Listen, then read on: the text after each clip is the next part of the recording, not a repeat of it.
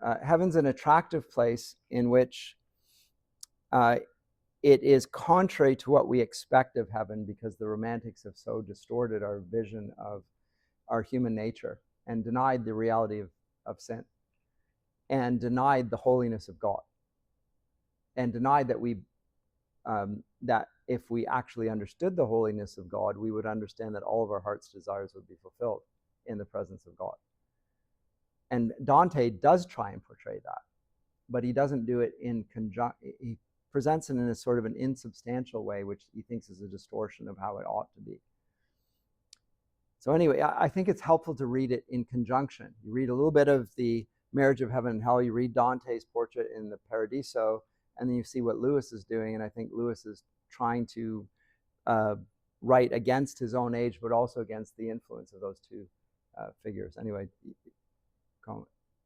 Is Lewis the first one to think of heaven as more real than Earth?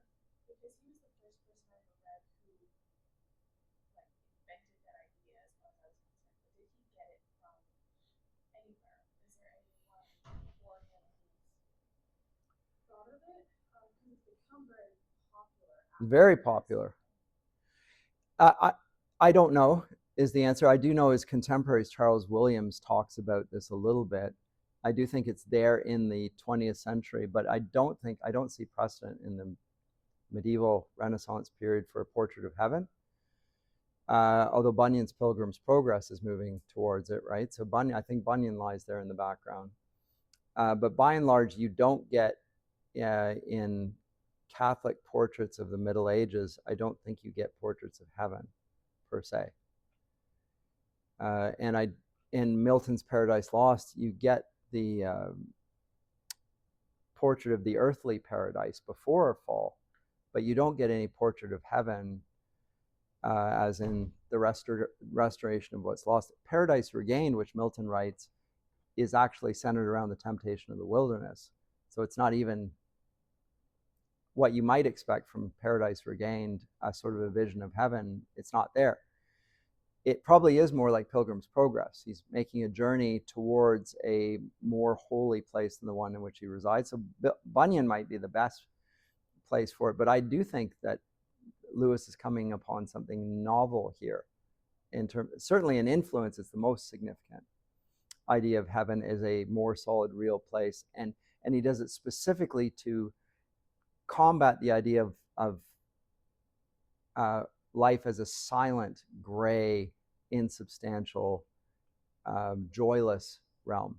Much of modern life, there's so little joy in today's world, and Lewis is trying to recover that, and he does so by portraying a world that's superior to ours. He does it through Narnia. Remember, it's an imaginary realm, but it's more real. It's a commentary on this world. It's a better place, but even that is just a shadow, a representation of the real Narnia. So the reason we love the old Narnia was because it reminded us of this place, and we didn't even know it. Same thing going on in The Great Divorce. Here's a picture of heaven, and it is an analogy for the reality of heaven, and we love that portrait of reality where everything's substantial and real, because that's what real heaven will be like. But I think as a fiction writer, he's the best representative of this. I think George MacDonald tries to do this as well, and that's why he puts George MacDonald in as the one of his guides, just like Virgil for Dante. You have George MacDonald leading him with that vision of bliss. But I think aside from MacDonald, and I think superior to MacDonald, I think Lewis really is the main figure in this. The question I'll give you. Yes. I like how he makes, even the process of coming to Christ a really real process, like when he's talking about the pain of walking across the grass, and even in Dawn Treader, the pain of Eustace. Yes, good. And how there's this physical, an actual physical harming and pain that you have to go through to die to yourself. And that's it. It's putting yourself to death, right? That's what it is. And it seems from that vantage point only negative. And that's the hard bit of it. but all you see is loss. You don't see what's gained in that, but you have to put yourself to death. Well, if it's yourself you're putting to death, and you treasure yourself the most above all things, then you're not going to want to do that. Well, I mean, where is the redemption in putting yourself to death? Well, it's in embracing a life that's given to you, but you don't really see what that life is like until you turn your back on yourself and you're willing to take the leap of faith and believe that there's something far better than what you thought was good in what is being promised to you. And once you make that renunciation and you walk in the way of the cross, you find that there are compensations for that lost good. Yeah, I think that he's really good on that. A lot, yes. And again, so he's in Mere Christianity, he's writing to a non-Christian audience, trying to explain it to them. It's a really hard thing to explain, although I think he does a pretty good job of it. Having said that, but how do you explain the experience of faith in Christ to somebody who doesn't have faith in Christ? Well, the way you do that is you portray it as what he really believes. It's the fulfillment of all your desires. Everything that you want is actually there, and you've been deluded into thinking that it's the repudiation of everything you truly want. But if you understand it from the right perspective, which is presented in the Great Divorce, everything that your heart most longs for will be fulfilled, even though from the world's perspective it will be the death of yourself, the renunciation of all good.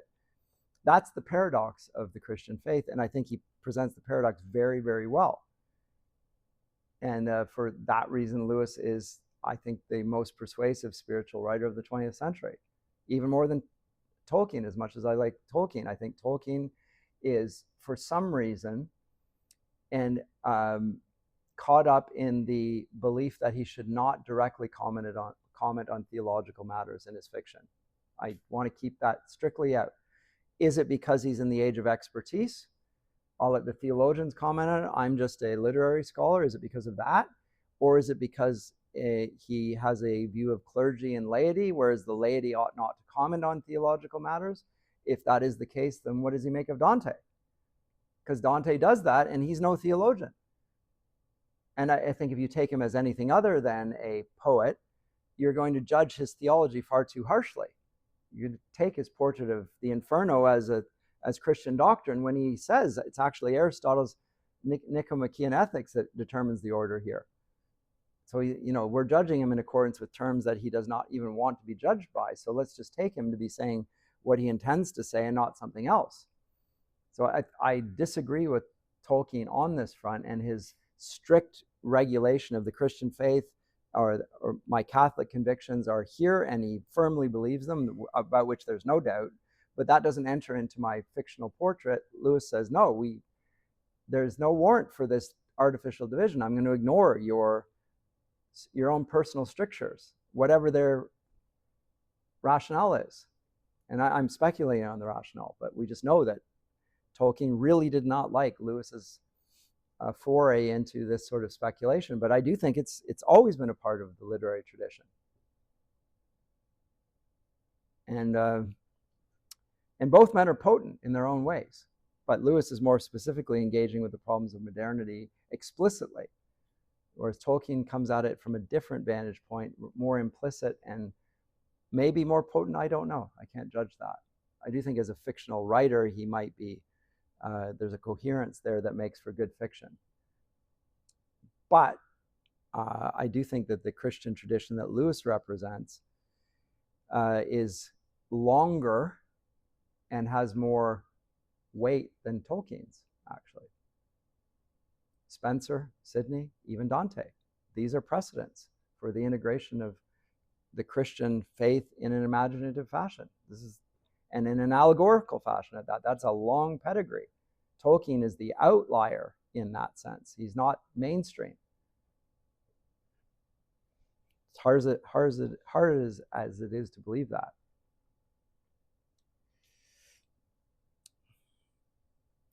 So there is a distortion there, or a belief in propaganda that lauds the self, that the ghosts buy into and don't want to deny in going further up and further in. And part of that dynamic is what Lewis also describes in another essay, the inner ring. And he really comments on it in the portrait of Mark Studdock in That Hideous Strength. But it's this desire to be an insider. And the belief of these ghosts is that by being in heaven, they will be outsiders to themselves, and they want to be insiders. And they found a community behind which was willing to reinforce their identities, self-conceived, and they're not willing to give up on being an insider. And so they turn it upon the people who are faithful, suggesting that there's something wrong with them, mentally, psychologically, or whatever. You believe in unreality.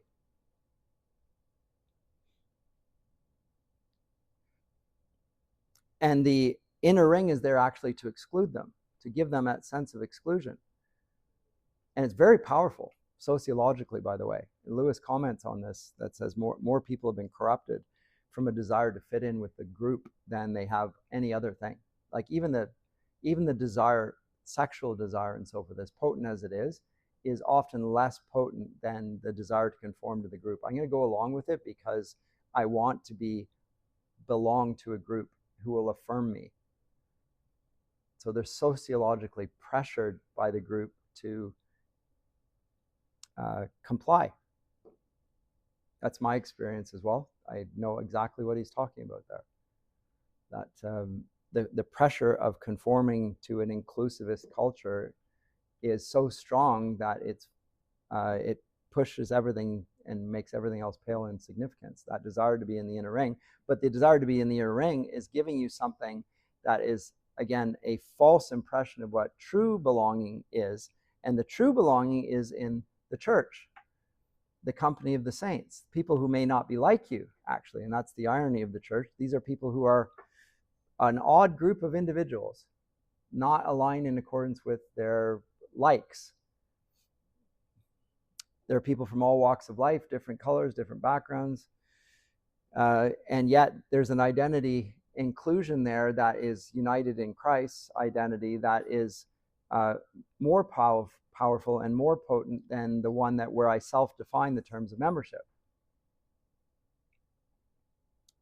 So the hard-bitten ghost in the Great Divorce stands in the midst of the ghosts of the glories of heaven, and all he feels is suspicion as a consequence. Of course, they'll never play the old game here if anyone's fool enough to listen. It's never a new management. You'll always find the same old ring. So he's hard-bitten.